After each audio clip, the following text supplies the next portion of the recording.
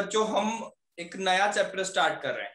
देखो, plant growth and development में आपका वनलाइजेशन एक छोटा सा टॉपिक छूटा था, ठीक है, तो उसको अभी अपना लेफ्ट करना है। वहां पर आपका जो अगला टेस्ट आ रहा है उसमें आपका लिविंग वर्ड और रिप्रोडक्शन इन ऑर्गेनिज्म, और एक चीज और आएगी बेटा जो sexual reproduction in flowering plants में आती है, that is microsporogenesis. Microsporogenesis means formations of the microspores, ठीक है। तो बेटा हम sexual reproduction in flowering plant आज स्टार्ट करेंगे। रिप्रोडक्शन इन ऑर्गेनिज्म में मैंने बॉटनी में जितना कराया है बेटा अभी मैं उतना ही दूंगा। अभी मैं उस चैप्टर को जो स्किप हुआ है उसको मैं दोबारा पिक नहीं कर रहा हूं, ठीक है। उसमें कुछ ज्यादा इंपॉर्टेंट चीज नहीं बची है, वो एक लेक्चर का है। अगर हमें टाइम रहा संडे तक तो हम उसको कवर करेंगे, ठीक है। बट मैं उतना ही दूंगा उसमें टेस्ट में जितना हम अभी तक कर चुके हैं। सही बच्चों को बात समझ में आई मेरी बेटा? और हाँ, मेरे पास इस बार माइक वैसा वाला नहीं है, आप लोगों को मुझे पिंग ही करना होगा, ठीक है। ओके बच्चों, तो आज हमारा जो चैप्टर स्टार्ट होने वाला है that is the sexual reproduction in flowering plants. Sir तो हम जो रिप्रोडक्शन शुरू हुआ तो उसके बाद पेज छोड़ दे थोड़े।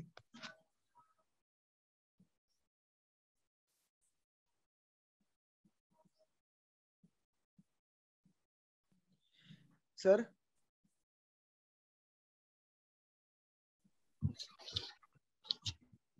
सर ने ईयरफोन में लगा। Sexual reproduction in flowering plants, video clear है बेटा? चलिए, so before we start this chapter, before we go to the sexual, पहले हम देखेंगे बेटा कि सेक्स ऑर्गेनिज्म फ्लावरिंग प्लांट में क्या होता है। फ्लावरिंग प्लांट की बात हो रही है, पेज लेफ्ट, फ्लावरिंग प्लांट की बात हो रही है बेटा, तो इसका मतलब एंजियोस्पर्म्स की बात हो रही है, एंजियोस्पर्म्स की बात हो रही है, ठीक। अब एंजियोस्पर्म में सबसे पहले हमें देखना होगा बच्चे इसका डायग्राम।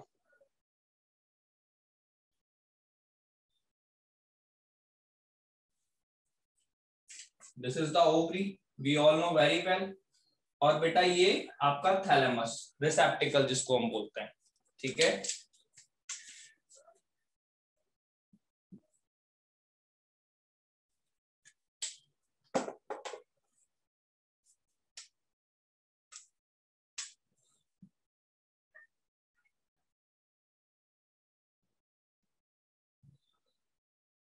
ये मैं बाइसेक्सुअल फ्लावर बना रहा हूं बेटा,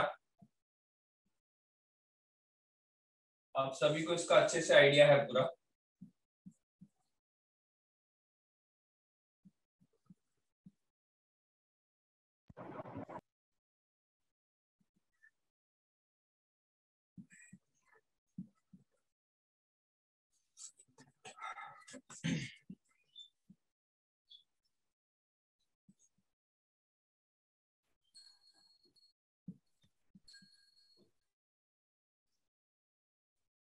दिस इज द थैलेमस,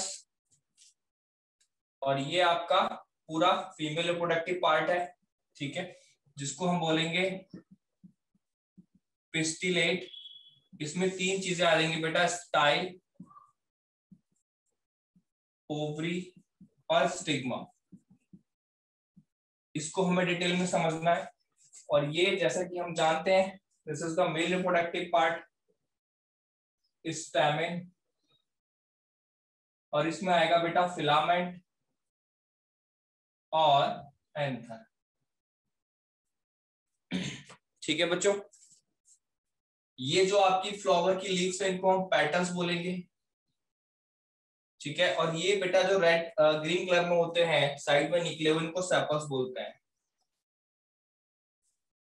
सभी बच्चों को क्लियर है? सर सभी बच्चों को क्लियर है?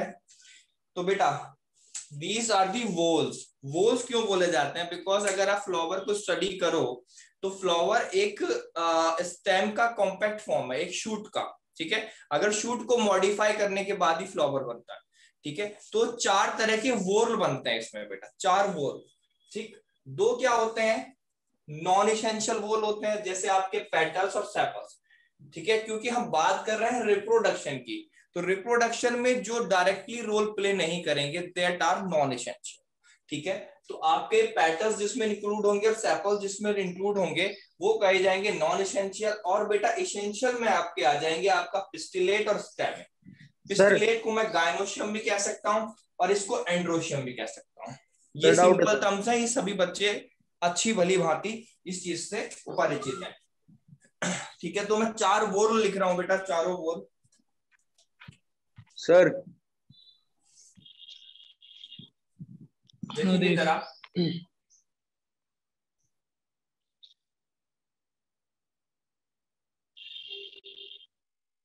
पहले लिखा मैंने कैलेक्स। कैलेक्स में आते हैं बेटा सेपल्स। ठीक है, कैलेक्स एक वोरल है, that is the non essential, उसमें आएगा आपका सेपल्स। दूसरा वोरल है बेटा कोरोला, उसमें आ जाएंगे आपके पेटल्स। पेटल्स मतलब सारे पेटल्स। ठीक है, फिर आ गया बेटा एंड्रोशियम, उसमें आ गया बेटा आपके स्टैमेन। स्टैमिस मतलब सारे स्टैमिन्स। ठीक है, और फिर आ गया बेटा गायनोशियम, उसमें आपके सारे पिस्टिलेट्स आ गए। ठीक है, यहां तक बात समझ में आई बेटा। पिस्टिलेट्स को आप कार्पल भी बोल सकते हो, these are also called carpals.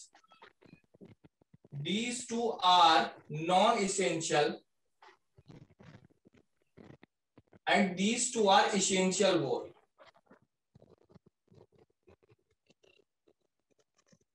ये दो नॉन एसेंशियल है बेटा और दो इसमें एसेंशियल है। मैं थोड़ा कैमरा एडजस्ट करता हूं।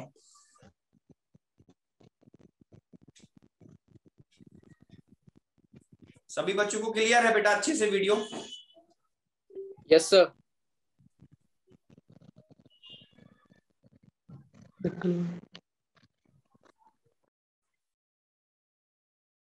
क्लियर है बच्चों?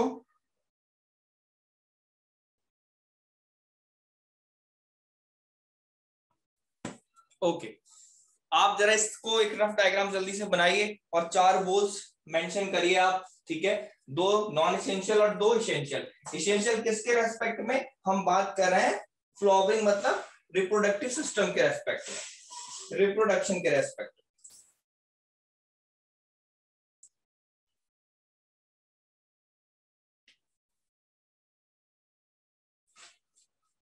चलिए आगे बढ़ते हैं, मैं इसको रफ कर रहा हूं बेटा।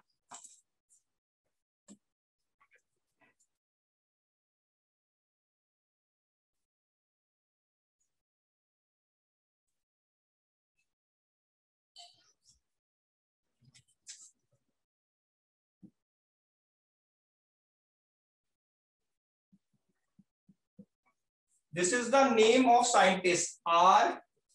Camirales. R. Camirales. R से है बेटा रुडोल्फ, रुडोल्फ कैमिरेरिस। इसने सबसे पहले फ्लावर्स में सेक्सुअल रिप्रोडक्शन, सबसे पहले बेटा इन साइंटिस्ट के नाम पर ये दर्ज है, सबसे पहले रिप्रोडक्शन इन साइंटिस्ट ने बताया था, सेक्सुअल रिप्रोडक्शन फ्लावरिंग प्लांट में। ओके, तो आप ये नाम नोट करिए। और अब इसमें हम बेटा एक एक हमें दोनों एसेंशियल वोल्स को लेते हुए, ठीक है, और समझना है डेप्थ में कि एग्जैक्टली कैसे कैसे चीजें होती हैं। तो पहले हम वर्क करेंगे मेल पर, दैट मीन्स एंड्रोशियम पर। ठीक है, दैट मीन्स स्टैमेन पर। अब आप सभी अच्छे से आपने स्ट्रक्चर देखा है, इस तरह से इसका बाइलोब स्ट्रक्चर आप सबको दिखेगा और नीचे से बेटा ये थैलेमस से कनेक्शन बनाता है। ठीक ठीक, ये क्या है बेटा? Bilobe structure. अब बाइलोब स्ट्रक्चर है ये, इस स्ट्रक्चर को बोला जाएगा एंथर। ठीक है, और इसको बोला जाएगा आपका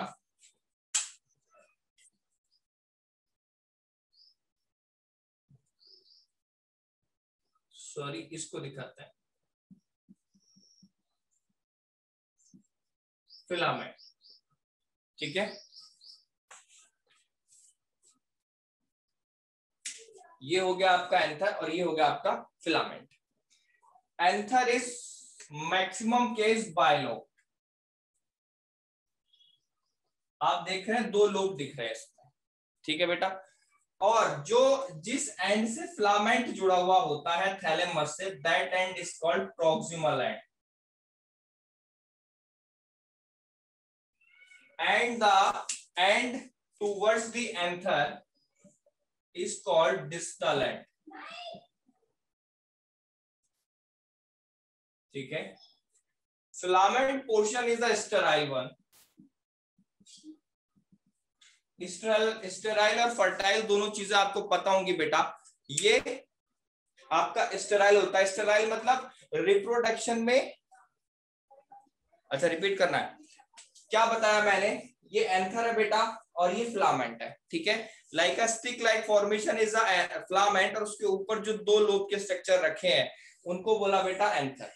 एंथर ज्यादातर केस में बायलोब्ड होता है, अभी उस पर और डिस्कशन बाकी है, अभी हम डिस्कस करेंगे उस पर। ठीक है, फिलामेंट एक लॉन्ग स्टॉक लाइक स्ट्रक्चर होता है बेटा, और वो स्टेराइल होता है। स्टेराइल और फर्टाइल आपने सुना होगा, फर्टिलिटी, फर्टाइल। फर्टाइल उसको बोला जाएगा बेटा जो रिप्रोडक्शन करने में कैपेबल। फिलामेंट का रिप्रोडक्शन में कोई रोल ऐसा नहीं होता, but these are vascular tissues. Vascular bundles इसमें होता है, एंथर को सारा माल पानी पहुंचाने का काम, समझ रहे हैं ना, माल पानी। ठीक है, मतलब मिनरल्स वगैरह, वाटर, सारी चीजें पहुंचाने का, न्यूट्रिशन पहुंचाने का काम ये फिलामेंट करेगा। ठीक, समझ आई, समझ आया बेटा, क्लियर हुआ? चलिए अब आगे बढ़ते हैं। फिर मैंने बताया आपको इसका proximal and, that is the distal end. ठीक है, यहां तक की बात सभी बच्चों को I hope clear. Now the very interesting, this is the very interesting chapter. आप देखना बहुत इंटरेस्ट आने वाला है आपको, और आपको इसमें बहुत सारी इंटरेस्टिंग चीजें बड़ी अच्छे से समझने को मिलेंगे। अब मैंने जो कहा था बायलोब पे बात करते हैं बेटा। देखो एक लोब्ड को, एक लोब को एक थीका बोला जा सकता है, like that is this is one theca, और लोब भी बोल सकता हूं मैं। तो अगर बाइलोब्ड है तो इसका नाम बेटा डायथीकस भी होगा। Bilobed means dithecous, so there are 2 names, bilobe and dithecous. ठीक है, यहां तक की बात आप नोट करें। अब मैं इसको अच्छे से बनाता हूं, रब कर दूं ना अभी? Yes sir. ओके बेटा,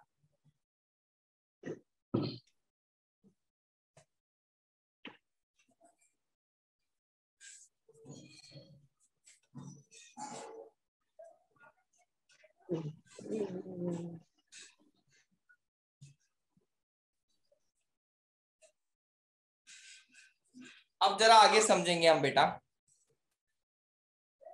2 लोब, अब ये जो एंथर का स्ट्रक्चर मैंने ऐसे बनाया था, ऐसे समझे आप, 2 लोब बनाए थे, इसका अगर मैं क्रॉस सेक्शनल व्यू देखूं, दैट मींस मैं अगर इसको ऊपर से कट करूं और उसका व्यू देखूं बेटा, तो इस तरह से दिखेगा आपको।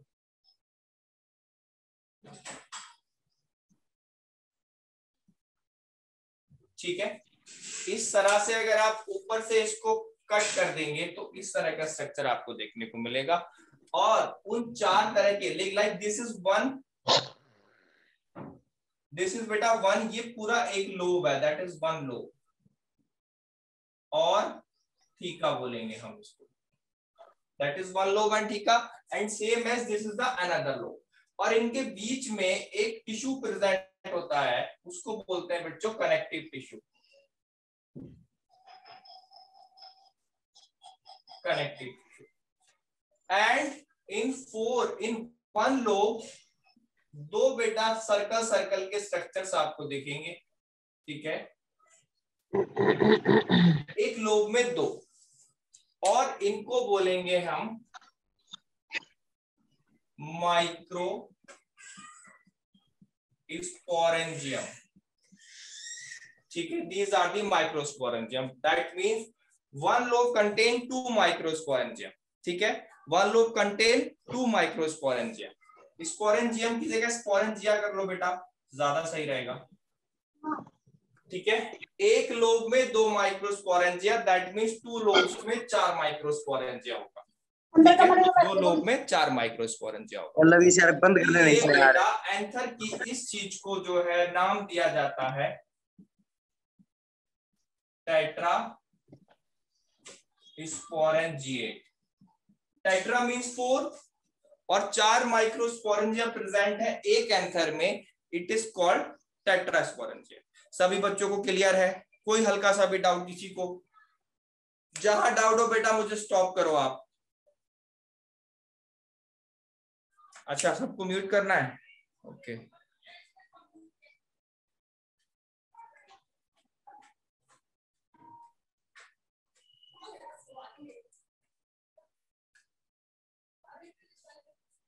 हो गया बेटा सभी का म्यूट? बच्चों डिस्टरबेंस ना क्रिएट करा करो ना। हाँ, नवदीप मैं रिपीट करता हूं, बच्चे ध्यान से सुनो। Like if we cut the anther को, अगर हम टिप से कट करें और ऊपर से ऐसे देखें उसको ना, क्रॉस सेक्शनल व्यू होता है, तो बेटा उसमें आपको 4 तरह के गोल गोल स्ट्रक्चर्स दिखेंगे। ये एक पूरा लोब है, दैट इज वन लोब, उसको एक थीका बोला, दैट इज अनदर लोब, उसको दूसरा थीका बोला। ठीक है, one lobe contain 2 microsporangia, one lobe contain 2 microsporangia, then 2 lobe contain 4 microsporangia. Clear हुआ? अभी तक इतने ही बताया बेटा। ठीक है, और बीच में इनके होता है कनेक्टिव टिश्यू। कनेक्टिव टिश्यू और अगेन स्टेराइल, ये भी स्टेराइल होता है बेटा। बस इसका काम भी ये समझ लो आप, टिश्यूज है कुछ, थोड़ा बहुत इनको माल पानी पहुंचा देगा, इससे ज्यादा नहीं। रिप्रोडक्शन में रोल नहीं है इसका। क्लियर है? ओके। अब बेटा अब बड़ी इंपॉर्टेंट चीज बता रहा हूं मैं, एक्सेप्शन, जो एग्जाम्स में पूछे ही जाते हैं। एक्सेप्शन क्या है इनमें? ओके, एक्सेप्शन है बेटा, एक फैमिली होती है मालविएसी। मालविएसी फैमिली का नाम मैं समझता हूं सभी ने सुना ही होगा। मालविएसी फैमिली, मालविएसी फैमिली के एंथर जो होते हैं बच्चों, ठीक है, मालविएसी फैमिली के जो एंथर होते हैं, that will contain, anther contain only one lobe. Anther बेटा केवल एक ही लोब रखते हैं, और अगर एक लोब रखेंगे तो उनको क्या बोला जाएगा? इसका मतलब वन लोब। वन लोब में बेटा 2 माइक्रोस्पोरेंजिया होंगे, 2 माइक्रोस्पोरेंजिया। तो बेटा ये बोले जाते हैं बाइस्पोरेंजिएट।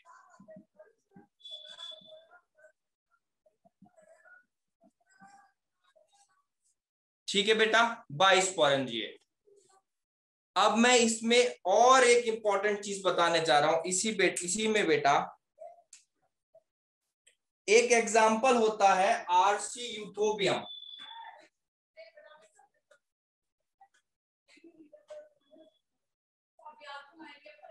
आरसी यूथोबियम एक डायकॉट पैरासाइट प्लांट है।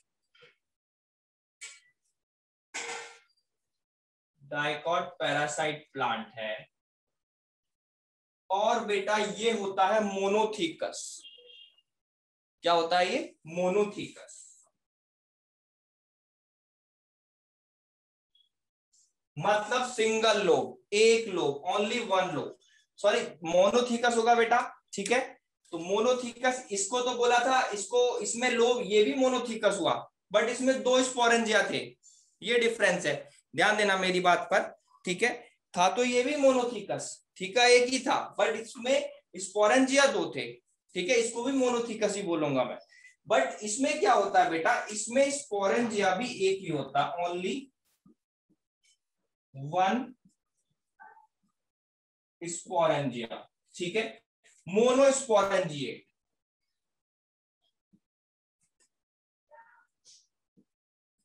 इसे बोलेंगे मोनोस्पोरेंजिएट। किसी बच्चे को डाउट बेटा?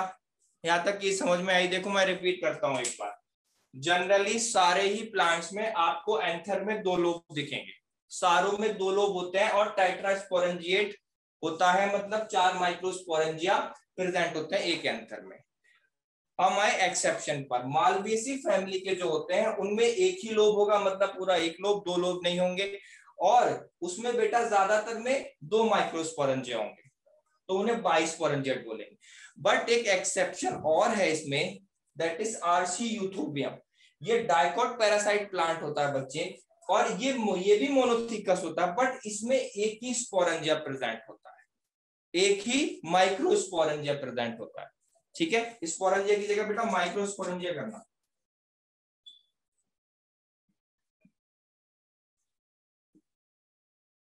वन माइक्रोस्पोरेंजिया तो मोनोस्पोरेंजिएट बोला जाएगा। कोई डाउट बच्चों? यहां तक किसी को कोई डाउट बेटा?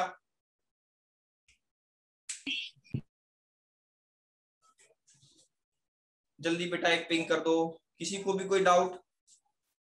No sir. रब कर दूं? आप जब पिंग करा करो ना, रफ करने का ही बता दिया करो कि सर रफ कर दो या नहीं करो। चलो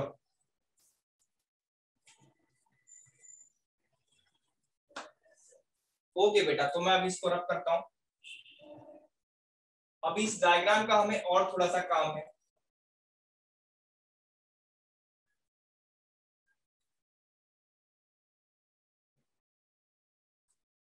अब बेटा देखना जरा एक बार,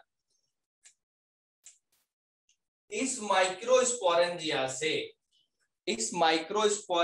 से और इस आउटर वॉल तक की डिस्टेंस जो होती है, ठीक है, वहां पर कई सारी लेयर्स प्रेजेंट होती है, वहां पर कई सारी लेयर्स प्रेजेंट होती है। यहां देख लो आप, यहां देख लो, ठीक है, और इन लेयर्स को बोला जाता है एंथर वॉल। मतलब सारी लेयर को मैं अगर कंबाइन कर दूं तो there is a formation of a ball है, उसको बोलेंगे हम एंथर वॉल। इसका बड़ा इंपॉर्टेंट रोल है, इसको हमें आगे समझना है। ठीक है, एंथर वॉल को हमें समझना है, ठीक है, इसलिए मैंने यहां मेंशन किया है। तो अभी हम बेटा समझेंगे टेट्रास्पोरेंजिया की बात आ गई, सारी चीजों की बात आ गई। अब देखो ये माइक्रोस्पोरेंजिया में होता क्या है, एक ओवरव्यू देता हूं, उसके बाद आगे बढ़ता हूं। अभी हम जो आगे पढ़ने वाले हैं, इन माइक्रोस्पोरेंजिया के अंदर ही बेटा क्या बन रहे हैं, पोलन ग्रेन्स। क्या बन रहे हैं, पोलन ग्रेन्स। और पोलन ग्रेन्स में ही होगा contain male gametophyte. Pollen grains में ही होगा बेटा मेल गैमेटोफाइट। ठीक है, तो इनमें बनेंगे पोलन ग्रेन्स। अब एक बड़ी इंपॉर्टेंट बात मैं बता रहा हूं बेटा, जब ये यंग होगा एंथर, एक फेज आती है हमारे अंदर भी, जब हम यंग होते हैं तब हम रिप्रोडक्शन के लिए कैपेबल नहीं होते।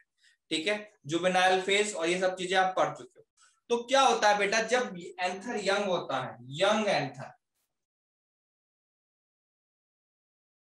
यंग एंथर को बोलते हैं माइक्रोस्पोरेंजिया।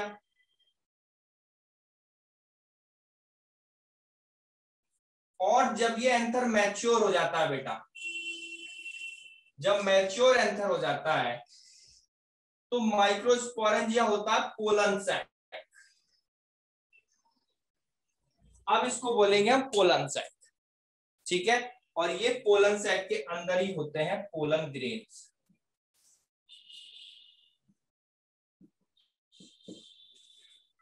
इसी के अंदर बनते हैं बेटा पोलन ग्रेन्स। क्लियर हुआ? सभी बच्चों को क्लियर है यहां तक? Yes sir.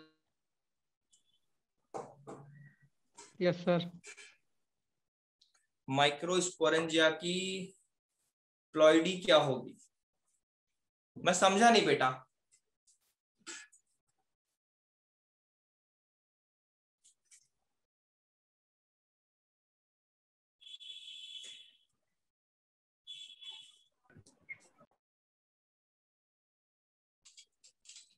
देखो जब ये माइक्रोस्पोरेंजिया यंग होगा, ठीक है, तब उसको बोलेंगे माइक्रोस्पोरेंजिया। अभी इसमें पोलन ग्रेन की फॉर्मेशन नहीं हो पाई है। जब ये बेटा मैच्योर हो जाएगा तो उसे बोलेंगे पोलन सैक, और पोलन सैक के अंदर ही पोलन ग्रेन्स डेवलप होते हैं। ठीक है, ये बात मैंने बताई।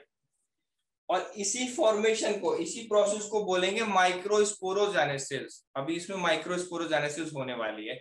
ठीक है,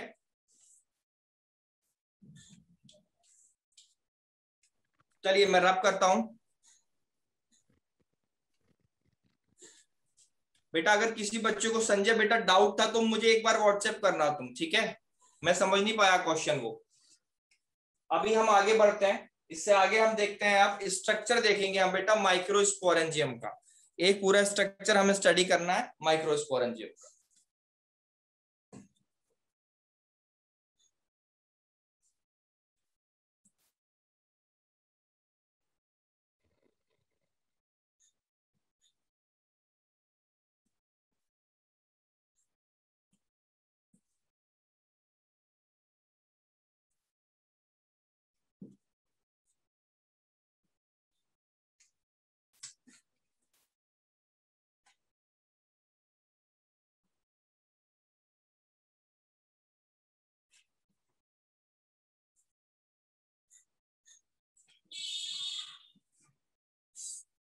स्ट्रक्चर ऑफ माइक्रोस्पोरेंजियम, ठीक है?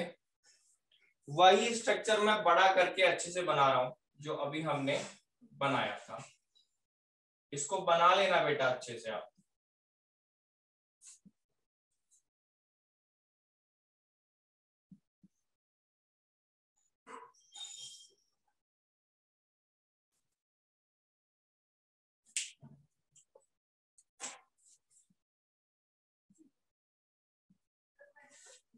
चलिए नहीं पा रहा।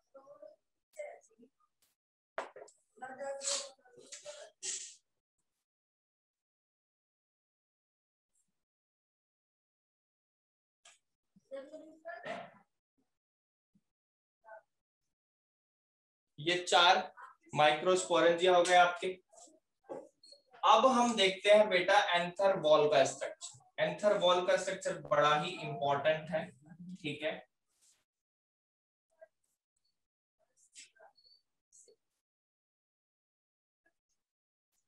इस तरह से ये जो आउटर कवरिंग होती है, सिंगल लेयर की आउटर कवरिंग बनी होती है बेटा, उसको बोलते हैं, सबसे बाहर जो होती है एपिडर्मिस। सबसे बाहर वाली लेयर को बोलेंगे हम एपिडर्मिस, ठीक है? ये सब एंथर वॉल में आएंगी बेटा। उसके बाद एपिडर्मिस के बाद एक लेयर और होगी, वो भी सिंगल लेयर ही होती है, ठीक है? सिंगल लेयर की बनी होती है, उसको हम बोलेंगे बेटा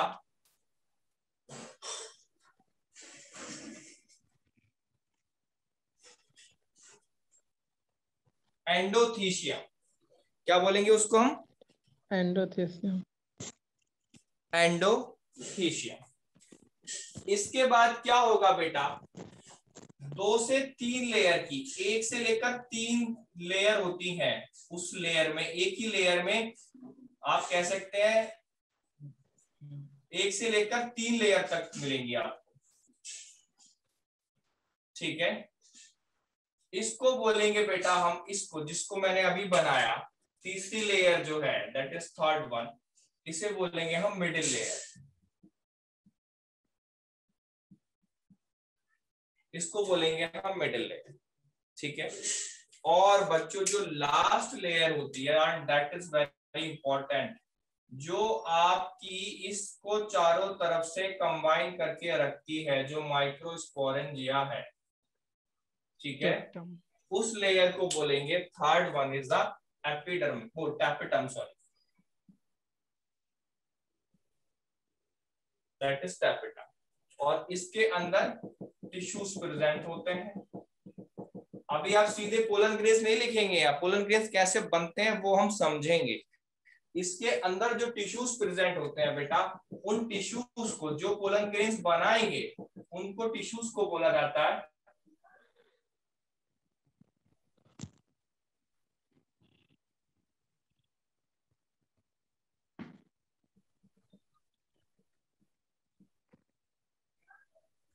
स्पोरेंजेनेसिस टिश्यूज,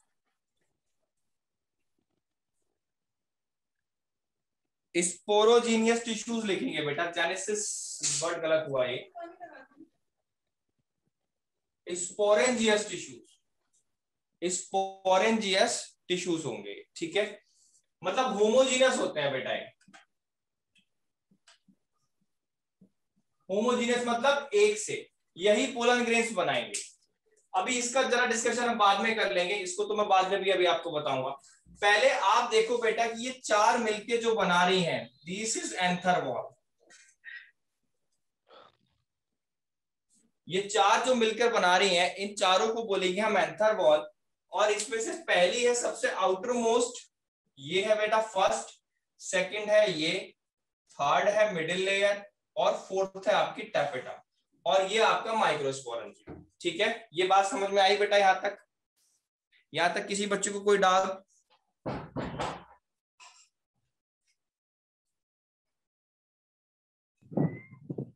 चलो ठीक है। स्पोरेंजियस, इसकी स्पेलिंग भी मिस्टेक हुई, स्पोरेंजियस टिश्यूज, ठीक है। अब जरा बड़ी इंपॉर्टेंट बातें मैं बता रहा हूं बेटा। एपिडर्मिस जो है, एपिडर्मिस, मैं एक काम करता हूं ना, इसको फर्स्ट को मैं यहां लिखता हूं बेटा, ऊपर लिखता हूं फर्स्ट को, और मिडिल लेयर को मैं नीचे लिखता हूं, इट विल इजी।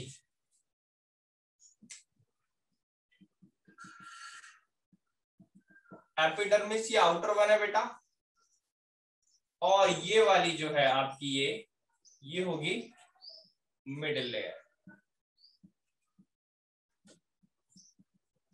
ये हो गई फर्स्ट, ये हो गई थर्ड, ठीक है। इन तीनों को मैंने एक साथ लिखना चाहा। एपिडर्मिस जो बनती है बच्चे, वो बनती है एपिडर्मल सेल से।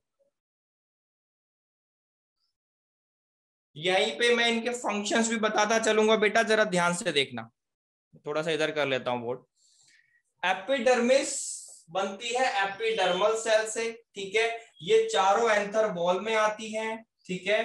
अब इनको हम अलग से एक एक को स्टडी कर रहे हैं, तो एंथर वॉल यहां से हटाना होगा। ये बनती है एपिडर्मल सेल से, और ये तीनों बनती हैं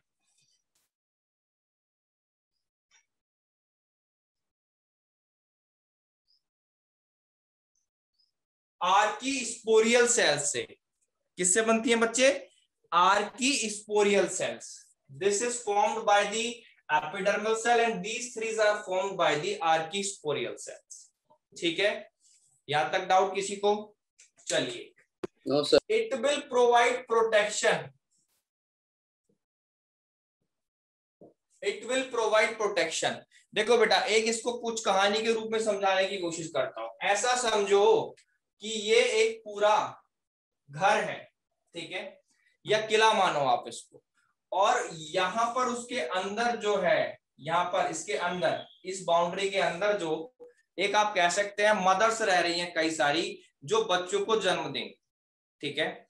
और बाहर क्या है, सबसे ऊपर की लेयर जो है आउटर वन एपिडर्मिस, वो एक तरह से सबसे फर्स्ट प्रोटेक्टर जो से कहते हैं, प्रोटेक्शन प्रोवाइड करने वाला पूरे घर को, मतलब जैसे हमारे दादाजी, ठीक है, ऐसे समझो आप। तो पहली एपिडर्मिस लेयर है बेटा जो सिंगल सेल, सिंगल लेयर की बनी होती है, और सिंगल लेयर ही काफी होती है, काफी टफ होती है ये, और वो दादाजी समझो आप जो प्रोटेक्शन प्रोवाइड कर रहे हैं, ठीक है। उसके बाद जो अगली ब्लैक कलर से मैंने बताई, जिसे बोला मैंने एंडोथीशियम। एंडोथीशियम को ऐसा मानो कि घर में दादाजी के बाद पापा जी आए, पापा जी की तरह आप इनको मानो, क्योंकि इस लेयर का काफी इंपॉर्टेंट रोल होता है। ये क्या कहते हैं, प्रोटेक्शन के साथ साथ कुछ और भी रोल्स प्ले करके, जो भी हम समझे, ठीक है। उसके बाद बेटा आ गई आपकी मिडिल लेयर। मिडिल लेयर को आप कह सकते हैं अंकल वगैरह जो भी हैं, सपोर्टर जो होते हैं हमारी ज्वाइंट फैमिली की अगर हम बात करें, ठीक है, या इसको एक किले के रूप में देखो तो भाई, और सलाहकार वगैरह जो है, कुछ भी आपको जो प्रोटेक्शन में हेल्प कर रहे हैं, मिडिल लेयर होगी। और लास्ट में आती है tapetum. Tapetum layer is very important. ये बेटा जो अंदर मदर्स प्रेजेंट है, उनकी रेख, उनकी देखभाल करना, उनके बच्चों को नरिशमेंट प्रोवाइड करना, सारा काम वही करते हैं, ठीक है। अब समझ में आया बेटा, इन तीन चारों लेयर्स का मतलब समझ में आया?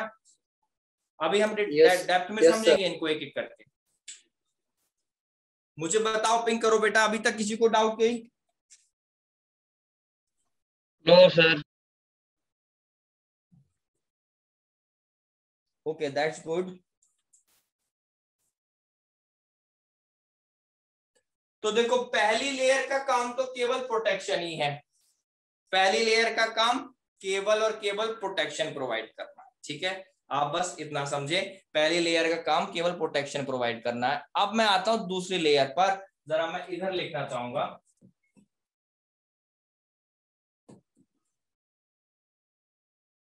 नाउ बेटा, सेकंड लेयर जो है, जिसको हमने बोला एंडोथीशियम, इसका समझेंगे बेटा, that is very important again. ये बेटा इसमें प्रेजेंट होती है आपकी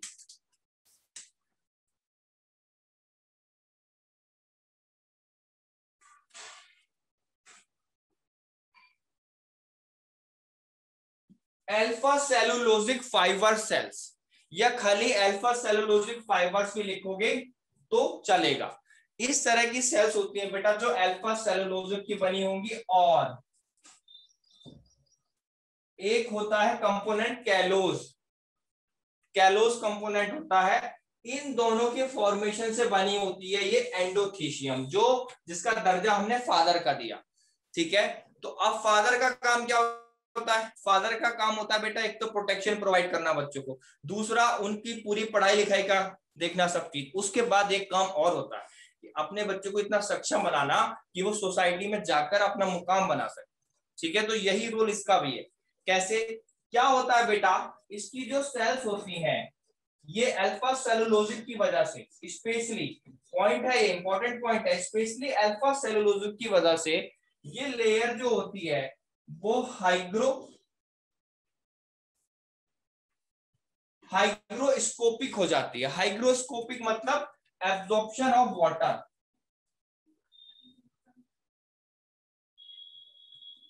मतलब पानी को एब्जॉर्ब करने वाली बेटा, मॉइस्चर को एब्जॉर्ब करने वाली होती है, ठीक है? अब जरा ध्यान से समझेंगे। देखो, मैं इधर दोबारा से एक लेयर्स बना रहा हूं। क्या होता है बच्चे, यहां से यहां तक एंथर वॉल बहुत ही अच्छे से मजबूती लेके रखी रहती है, नो डाउट, ठीक है? बट जब यहां आती है ना, ये यहां पर किस पॉइंट पर, इस पॉइंट पर जब आती है तो यहाँ पर एंडोथीशियम की जो ये वॉल होती है ये काफी कम पड़ जाती है, और इसकी वजह से एंथर वॉल वीक होती है। यहाँ पर एंथर वॉल वीक होती है, मैं रिपीट करता हूं, और इस पॉइंट को बोलते हैं स्टोमियम। स्टोमियम, समझ आया अर्नब? समझ आया?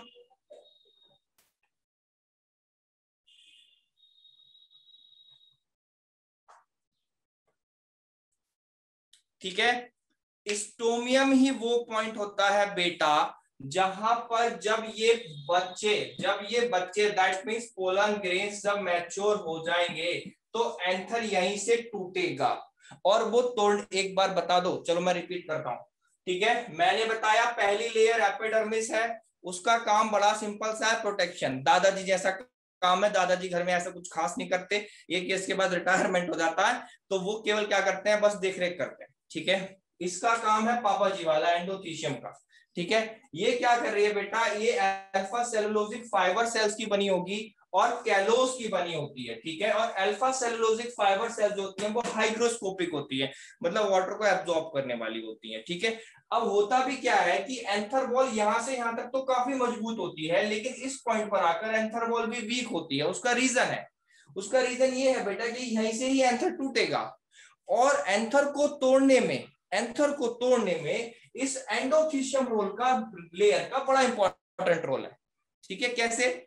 आपने देखा होगा कि कहीं भी अगर नमी आ जाए तो वो चीज सॉफ्ट होने लगती है, ठीक है? और इसकी लेयर्स क्या है, hygroscopic, that means they absorb the water. अगर वाटर एब्जॉर्ब करेंगी बेटा तो यहां से रप्चरिंग होने के चांसेस ज्यादा बन जाएंगे, और उस पॉइंट को जहां से एंथर रप्चर होगा उसे बोलते हैं स्टोमियम, ठीक है? और इस स्टोमियम को बच्चा पॉइंट ऑफ डेहिसेंस भी बोला जाता है, ठीक है, डाइसेंस का मतलब होता है टूट जाना या रप्चर हो जाना। ठीक, अब क्लियर है बेटा? किसी को भी कोई डाउट अभी तक? No sir. Point of dehiscence, ठीक है यस सर। बच्चों जल्दी बताओ मुझे, किसी को भी कोई डाउट तो नहीं रहा अभी? अभी तक तो कोई डाउट नहीं होना चाहिए आई थिंक। जिस बच्चे ने पूछा था उसको क्लियर हुआ या नहीं? क्लियर है सर, वेरी गुड। अब बेटा इससे अगली लेयर आएगी मिडिल लेयर, इससे अगली आएगी बेटा तीसरी जो होगी मिडिल लेयर। अब मिडिल लेयर का मैंने बताया था जैसे अंकल, ताऊ, चाचा ऐसे होते हैं ना घर में, तो वो क्या करते हैं बेटा, एक तरह से वो भी बच्चों की देखभाल करते हैं, तो प्रोटेक्शन में तो इनका रोल होगा ही होगा, ठीक है, बट इनका एक इंपॉर्टेंट रोल और होता है, ये भी बच्चों को आजादी देने के लिए भी इंपॉर्टेंट रोल क्या करते हैं। इतना समझो आप, मिडिल लेयर की जो सेल्स होती है ना वो बहुत शॉर्ट लिव्ड होती है, शॉर्ट लिव्ड। उनके लिए वर्ड यूज होता है एपर्मल, एपर्मल वर्ड यूज होता है, EPHEMERAL, एक वर्ड बड़ा इंपॉर्टेंट है।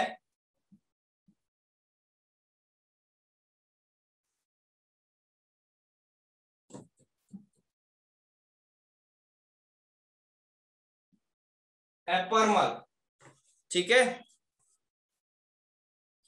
एपर्मल वर्ड बेटा यूज होता है किसके लिए, जो शॉर्ट लिव्ड होते हैं। स्पेलिंग मैंने पहले ठीक लिखी थी बेटा,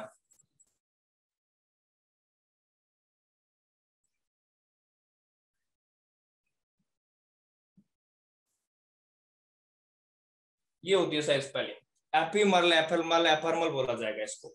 दीज आर शॉर्ट लिव्ड, और बेटा ये 2 से लेके 3 लेयर की होती हैं, ठीक है, और इनका काम में अगेन प्रोटेक्शन, और उसके बाद जब ये पॉइंट ऑफ डाइसेंस में होती है ना तो उससे पहले ये मैच्योरिटी के टाइम पर डीजनरेट हो जाती है, क्योंकि शॉर्ट लिव्ड होती है, मैंने बताया शॉर्ट लिव्ड के लिए टर्म एपर्मल यूज होती है, ठीक है, और ये डीजनरेट हो जाती है, डीजनरेट एट मैच्योरिटी, ठीक है, मैच्योरिटी के टाइम पे ये डीजनरेट हो जाएंगे। तो मिडिल लेयर का रोल समझ में आ गया बेटा? यहां तक क्लियर है सबको? इंपॉर्टेंट पॉइंट इसमें ये यस भी है सर। कि 2 से लेके 3 लेयर की होंगी बेटा, ठीक है, यहां तक सभी बच्चों को क्लियर है? अब लास्ट और बड़ी इंपॉर्टेंट लेयर जो है उसको हम अलग से डिस्कशन करेंगे, that is the tapetum. Tapetum ही वो लेयर है बेटा जैसे आप समझो कि एक अगर जो मदर है और वो एक्सपेक्टिंग है, ठीक है, तो उसकी बड़ी केयर करनी पड़ती है, ठीक है, और जो बच्चे हैं उनको नरिशमेंट प्रोवाइड करना पड़ता है, ठीक है, तो आप समझ गए पहली लेयर जो होगी वो तो दादाजी, डीजनरेटेड मैच्योरिटी। हाँ नवदीप, क्या होता है बेटा कि ये मिडिल लेयर जो होती है ना, मिडिल लेयर जो मैंने इधर बनाई थी, मिडिल लेयर ये 1 से लेकर 3 लेयर की बनी होगी, 2 से 3, 1 से 3 लेयर इसमें प्रेजेंट होती हैं, 1 से 3 लेयर प्रेजेंट होती है, उसी को मिडिल लेयर बोलते हैं, ठीक है, और बेटा इसकी जो सेल्स होती हैं वो शॉर्ट लिव्ड होती हैं, मतलब मैच्योर होने पर डीजनरेट हो जाती हैं अपने आप ही, थोड़ा बहुत काम इनका बस नरिशमेंट प्रोवाइड करना और प्रोटेक्शन का काम होता है, इससे ज्यादा नहीं, बहुत इंपॉर्टेंट रोल ये प्ले नहीं करते, ठीक है, और इनको एफर्मल वर्ड यूज होता है, that is the main point. समझ आ गई इतनी बात?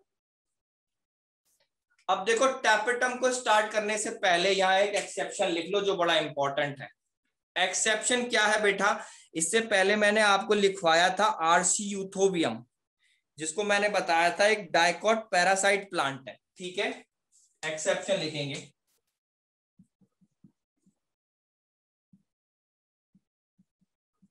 RC यूथोबियम, it is a dicot parasite plant. इसमें बच्चे क्या होता है, इसमें आउटर एपिडर्मिस नहीं होती, एपिडर्मिस की जगह इसमें होगा क्या, एक्सोथीशियम। जैसे ये बेटा एंडोथीशियम है ऐसे इसमें एक्सोथीशियम होगी, एपिडर्मिस इसमें नहीं होती, और दिस इज द एक्सेप्शन। ये एक्सेप्शन है आरसी यूथोबियम का अगेन, ठीक है। और इंपॉर्टेंट पॉइंट है बेटा, इसकी जो आउटर लेयर होती है उसको हम बोलते हैं एक्सोथीशियम। गुड आई राबिट, सभी बच्चों का हो गया। अंकित राठे बेटा बार बार ज्वाइन अनज्वाइन कर रहे हो, कैसे कनेक्शन स्टेबल नहीं है?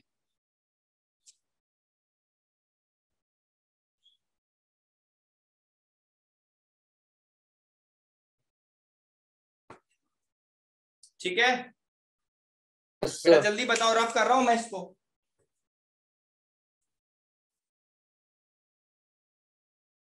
अच्छा अर्नब ने पूछा यानी कि सर 2 हाइग्रोस्कोपिक लेयर। नहीं नहीं नहीं बेटा, ऐसा नहीं कह सकते आप। देखो मेरी बात को समझो अर्नब, क्या हुआ, एंडोथीशियम अंदर की लेयर, उसके बाहर ही हो गई जो लेयर उसे एक्सोथीशियम।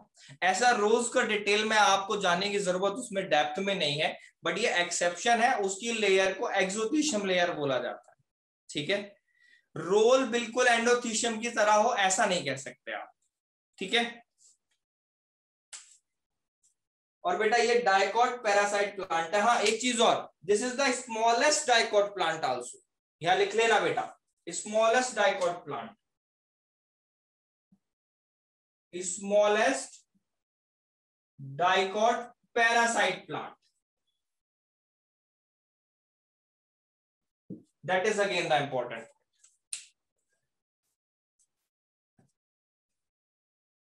हो गया बच्चों? चलिए अब मैं इसको रब कर रहा हूं। अभी टैपेटम का रोल हम अलग से पढ़ने वाले हैं बेटा, उसका तो बड़ा इंपॉर्टेंट रोल है, ठीक है, उसका रोल हम अलग से पढ़ेंगे। अच्छा पहले एक लाइन लिख लो जरा टैपेटम के लिए, मैं एक लाइन बोल रहा हूं बेटा, वो लिखो जरा। The innermost layer of anther wall, the innermost layer of anther wall which surround the sporangious tissues, which surround the sporangious tissues is called tapetum,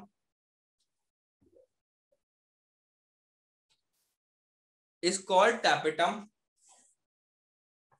Tapetum cells या tapetal cells भी कह सकते हैं, tapetum cells provide nourishment to the, आगे लिखेंगे tapetum cells provide nourishment to the developing pollen grains.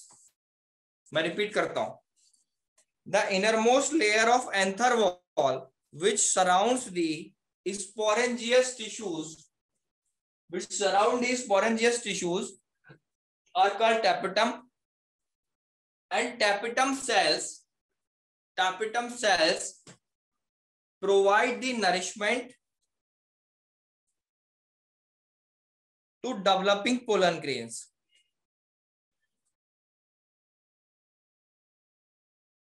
Provide the nourishment to the developing pollen grains.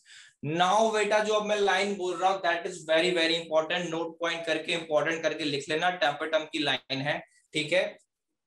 लिखना बेटा, cells of the tapetum have, cells of the tapetum have developing pollen grains बेटा, Navdeep developing pollen grains के developing को nourishment provide करती है। Note point करके लिखो, cells of the tapetum have dense cytoplasm, have dense cytoplasm and generally contain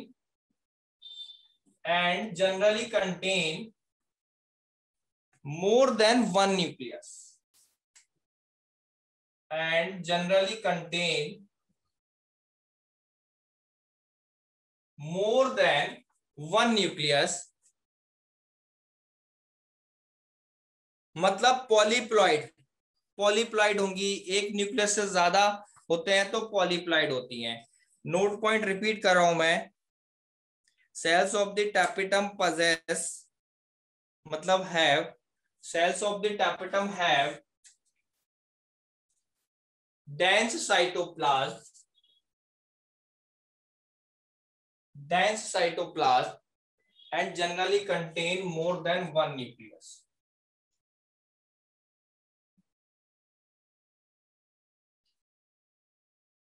देखो बेटा क्या बताया मैंने कि टैपेटम की जो सेल्स होती हैं, tapetum cells they contain dense cytoplasm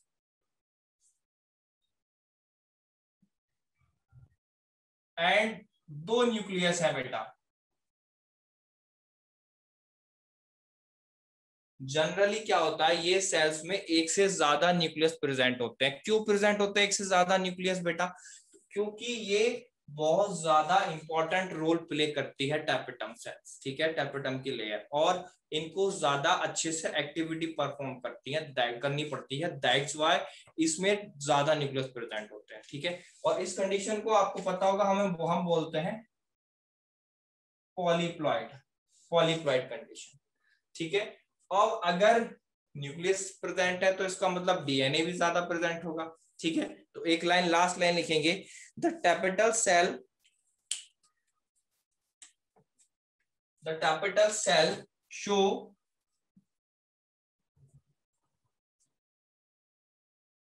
increase in the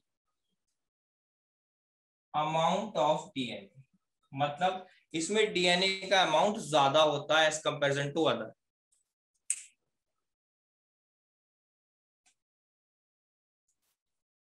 एक सेकेंड बेटा, बहुत लंबा मैसेज लिखा, मैं पढ़ता हूं।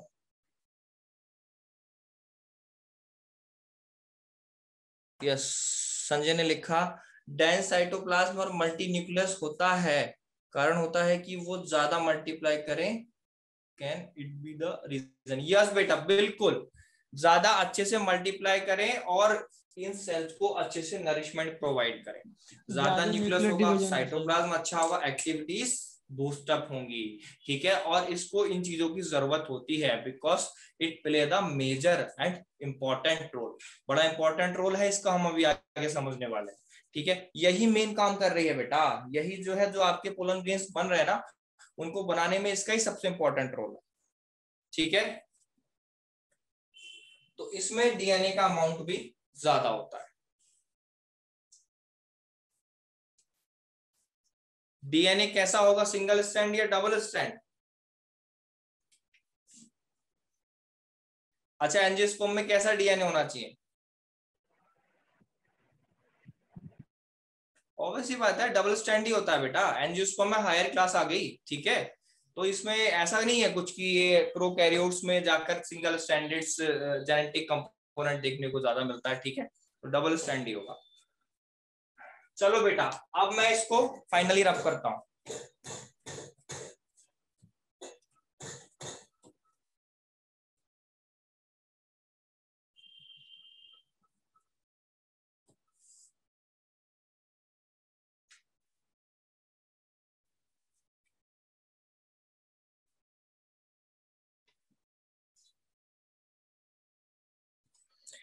अब हमें देखना है कि इसका डीएनए कंटेंट बढ़ा कैसे। अच्छा, किसी भी सेल में 2 न्यूक्लियस कैसे बन सकते हैं? एक दो तरीका आपने पढ़े होंगे जरूर, बताएगा कोई बच्चा मुझे? 1 मिनट दिया आपको मैसेज करने के लिए।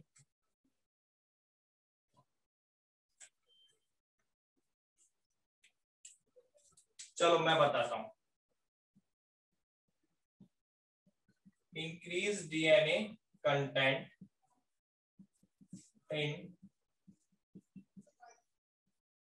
टैपेटम, बेटा होता है एंडोमाइटोसिस। एक तो होता है एंडोमाइटोसिस, मतलब माइटोसिस होती चली जा रही है और सेल डिवीजन के टाइम पे कैरियोकाइनेसिस हो जाए और फिर रेस्टिंग फ्री। यस, ठीक है बच्चे। तो एंडोमाइटोसिस होता है जिसमें क्या होता है, साइटोकाइनेसिस नहीं होती, केवल कैरियोकाइनेसिस होती चली जा रही है, मतलब न्यूक्लियस डिवाइड करा जा रहा है और न्यूक्लियस से फिर साइटोकाइनेसिस नहीं हो रही, सेल्स अलग नहीं बन रही। तो इसमें एंडोप्रोफेज ही होगी, एंडोप्रोफेज, ठीक है, एंडोमेटाफेज। वो चारों फेज आपकी एंडो एंडो लग गया उनके आगे, क्योंकि ये एक ही सेल के अंदर हो रहा है। एक तरीका तो ये है,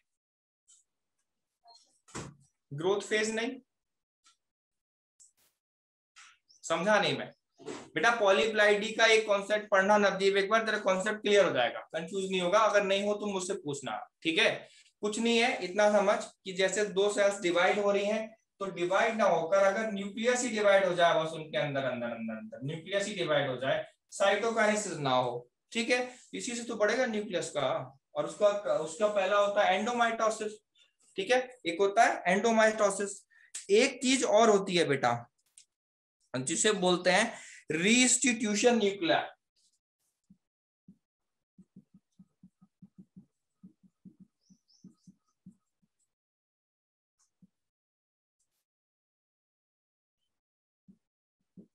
रीइंस्टिट्यूशन न्यूक्लियर ये भी लगभग एंडोमाइटोसिस की तरह ही होता है ये भी, बट इसमें क्या हो रहा है, इसमें क्या होता है बेटा, जैसे ये मान लो सेल है, ठीक है, और न्यूक्लियस डिवाइड हुआ, न्यूक्लियस डिवाइड हुआ, तो क्या होता है कि न्यूक्लियर की मेम्ब्रेन दो बननी चाहिए, एक इधर बननी चाहिए, एक इधर बननी चाहिए, बट रीइंस्टिट्यूशन में क्या होता है, ऐसा नहीं होता। इसमें बेटा एक ही न्यूक्लियर की मेम्ब्रेन दोनों को कैरी कर जाती है, ठीक है, और इसे बोलते हैं रीइंस्टिट्यूशन न्यूक्लियर। लगभग आप समझो एंडोमाइटोसिस जैसी ही बात है। संजय ने बड़ा लंबा मैसेज करा, फिर देखता हूं मैं।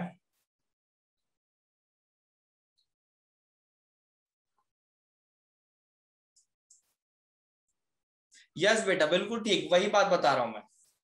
देखो इसमें इस सेल में अब क्या हुआ, क्रोमोसोम का नंबर डबल हो गया, ठीक है, सिंपल सी बात है, तो डीएनए का कंटेंट बढ़ गया। तो ये तरीके हैं।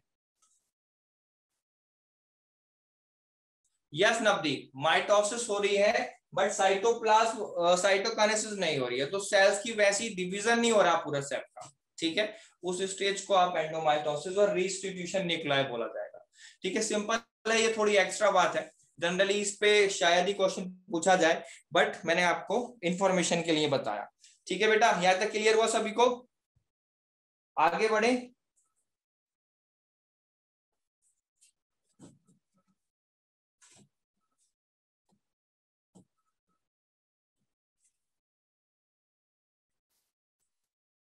लास्ट वाला रीइंस्टिट्यूशन न्यूक्लियाई का मतलब होगा बेटा, देखो जैसे इसमें होता है कई सारे न्यूक्लियस फॉर्मेशन हो गई, इसमें क्या होता है एक ही सेल में जब न्यूक्लियस डिवाइड होता है तो होता क्या है, आप माइटोसिस पढ़ना जाकर, माइटोसिस देखना, उसमें क्या होता है बेटा, उसमें क्या होता है कि दो सेल्स जब डिवाइड होती है, न्यूक्लियस दो पोल्स पे जाते हैं, ठीक है, और फिर न्यूक्लियर मेम्ब्रेन बनती है उनके चारों तरफ, ठीक, और फिर साइटोकाइनेसिस हो जाती है। इसमें क्या हो रहा है कि एक ही न्यूक्लियर मेम्ब्रेन बन रही है और वो एक ही सेल को दो न्यूक्लियस कंटेन कर रहा है, लाइक जैसे एंडोमाइटोसिस हो रही है, इसी तरह से, आप कंफ्यूज ना हो ज्यादा, ठीक है।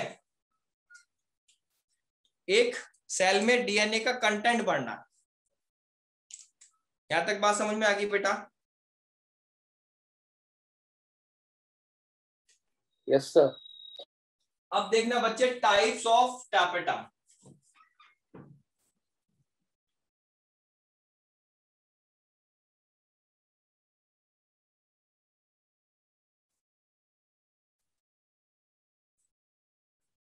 नवदीप बच्चे कोई डाउट है तो तू मेरे से व्हाट्सएप पे पूछ सकता है, ठीक है।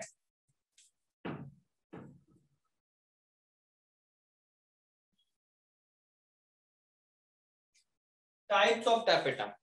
टैपेटम लेयर बच्चे दो तरह से देखी जाती है, पहली होती है ग्लैंडुलर, ठीक है, या इसे सिक्रेटरी भी बोलते हैं,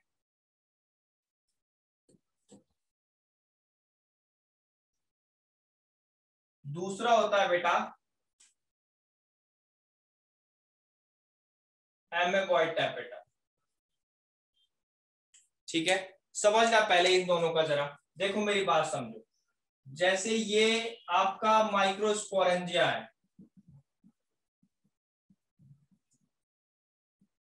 इसके बाहर जो सेल्स प्रेजेंट हैं, ये बस लास्ट स्टेप में क्लास एंड कर रहा हूं, ये जो सेल्स हैं यही तो है टैपेटम सेल्स, ठीक।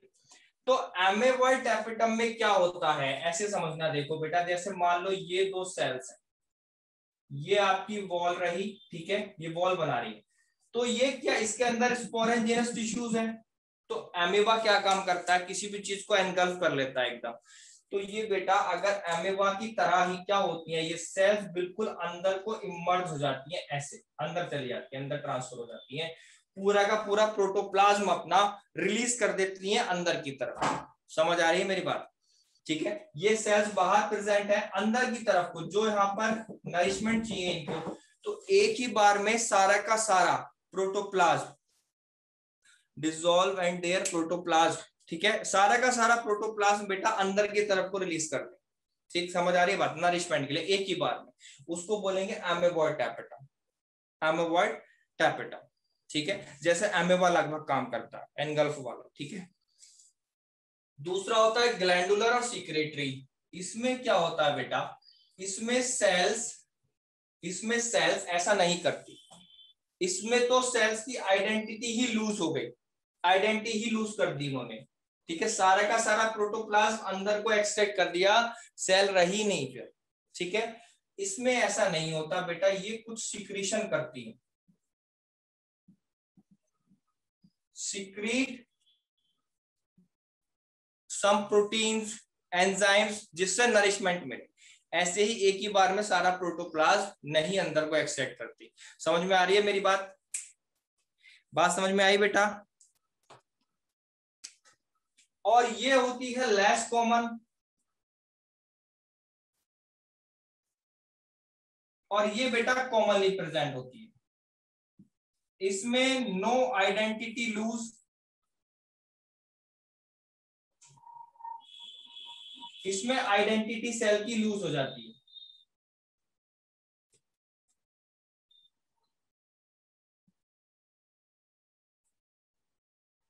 या लॉस हो जाती है। ठीक है,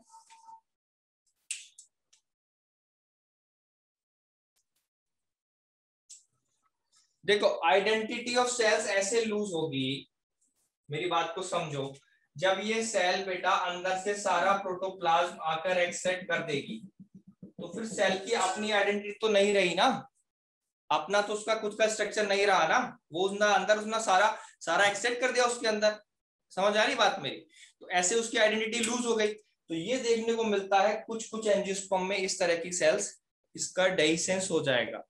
अच्छा हाँ, डाइसेंस कह लो आप, रप्चरिंग हो जाएगी। ठीक है, पूरा प्रोटोप्लाज्म इसका रिलीज हो जाएगा अंदर की तरफ को। ठीक है, ये बेटा ब्रेक डाउन हो जाता है ना, एक तरह से सेल्स का ब्रेक डाउन हो जा रहा है, और यहाँ सेल्स ब्रेक डाउन नहीं हो रही है, सीक्रेट कर रही है समथिंग। समझ में आ रही मेरी बात?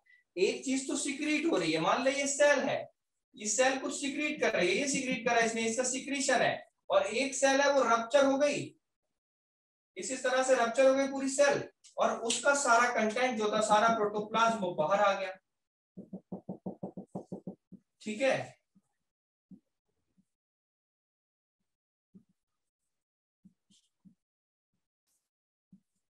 सेल का डीजनरेट हो गया इसमें, तो इसमें फिर सेल बची कहां? ठीक है, इसलिए एमेबॉइड टैपेटम बोला गया। क्लियर हुआ बेटा? अर्नव, बाकी सभी को क्लियर हुआ? Yes sir. Yes sir. Yes sir. चलो बेटा, आज के लिए इतना ही, आपका टाइम हो चुका है, अगली क्लास में मिलते हैं। माइक्रोस्पोरोजेनेसिस में अभी इससे आगे तक आएगा, अभी इसमें पोलन ग्रेन्स का बनने का फॉर्मेशन भी माइक्रोस्पोरोजेनेसिस में आएगा, वो हम अगली क्लास में कवर कर लेंगे। ठीक है, ओके बेटा, एंजॉय योर डे।